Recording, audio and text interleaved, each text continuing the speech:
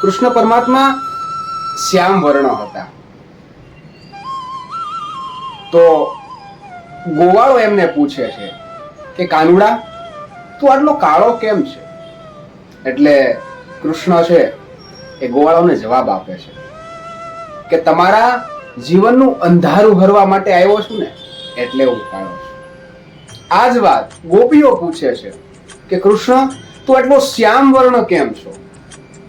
ગોપીઓ સામે કૃષ્ણ છે ને એ પોતાનો જવાબ બદલી નાખે છે કે તમે મને આંખમાં રાખો છો ને, દિવસ રાત તમે મારું ચિંતન કરો છો ને, હું તમારી આંખોમાં રહું છું, અને તમે આંખમાં કાજલ કરો છો, એ આંખોનું કાજળ મને અડી જાય છે, એટલા માટે હું કાળો છું. આગળ ગોકુળના વૃદ્ધો ચોરે બેઠા હતા. એણે પૂછ્યું કે કૃષ્ણ, તું આટલો કાળો કેમ છે? ત્યારે કૃષ્ણએ કીધું કે કાળી નાગનું ઝેર મને અડી ગયું ને, એમાં હું આટલો કાળો થઈ ગયો. આગળ અર્જુન પૂછે છે, ખુદ નર નારાયણને પૂછે છે કે નારાયણ, તું આટલો કાળો કેમ છો?